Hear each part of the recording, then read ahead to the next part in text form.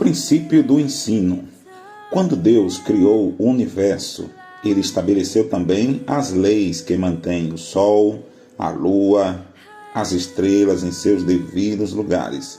Ele criou os princípios fixos que fazem com que estes funcionem e cumpram seu papel. Também, quando Deus criou o homem, Ele estabeleceu as leis que controlam as funções do seu corpo, bem como as que governam o processo de aprendizagem.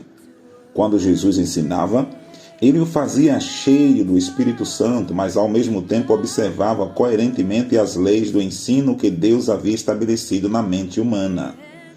Jesus foi o mestre por excelência e o perfeito ensinador da palavra. Na atualidade, o que de melhor se pode fazer é seguir o seu exemplo. Então, o que precisamos é descobrir os princípios divinos sobre o ensino e a aprendizagem e praticá-los em nosso próprio ministério. Os princípios de ensino tratados a seguir procedem às leis básicas que cada ensinador deve conhecer e praticar para ensinar com eficiência. Vamos falar então aqui de 5 princípios que regem o ensino. O primeiro princípio diz que o professor deve começar por aquilo que o aluno já sabe.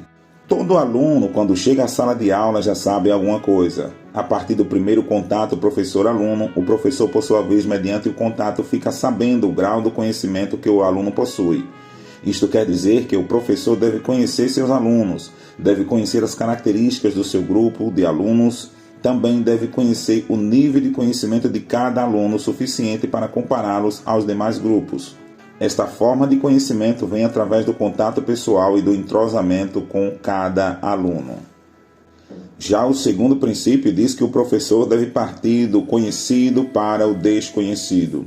O professor não pode esperar que o aluno acompanhe o seu raciocínio se ele não sabe do que o professor está falando.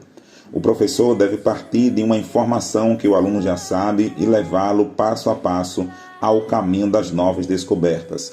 No livro de Isaías, capítulo 28, versículo 10 diz: porque é mandamento sobre mandamento, mandamento sobre mandamento, regra sobre regra, regra sobre regra, um pouco aqui e um pouco ali. Assim, por lábios gaguejantes e por outra língua falará a este povo. Nós vemos que Deus ensinava a seus filhos. Ele desenvolvia uma ideia sobre outra, um conceito sobre outro, de um para outro, para ajudar os homens a crescerem no Senhor e se tornarem maduros espiritualmente. Um professor deve ter um ponto de partida e daí prosseguir até o objetivo, passo a passo.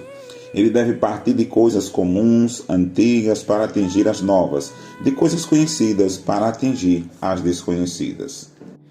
O terceiro princípio diz que o professor deve pensar que o aluno pode melhorar. Embora os alunos aprendam em ritmos diferentes, todos têm a possibilidade de crescer. Um aprende de um modo, outro aprende de outro. Uns aprendem com mais facilidades, outros não, mas todos podem aprender e progredir. O professor pode estimular grandemente a aprendizagem apelando para o elemento interessante de cada aluno. Interesse e estímulo são chaves fortes no processo de aprendizagem. O quarto princípio diz que o professor deve relacionar a lição à necessidade do aluno.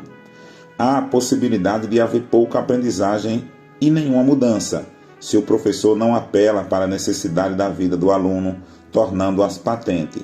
Cada lição deve conter uma verdade central que o aluno precisa relacionar a si mesmo. Se ele não puder se identificar com o que aprende, ele não poderá transferir a informação aprendida para a sua vida. A verdade ensinada deve interessar a vida dos alunos. As ilustrações, histórias e outros recursos auxiliares de ensino devem ser relacionados à vida do aluno. E o quinto e último princípio diz que o professor deve ensinar através do exemplo e da palavra.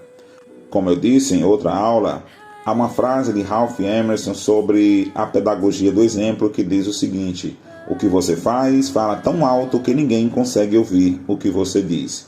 Então, partindo desse ponto de entendimento, o professor deve viver a verdade que está procurando ensinar a seus alunos.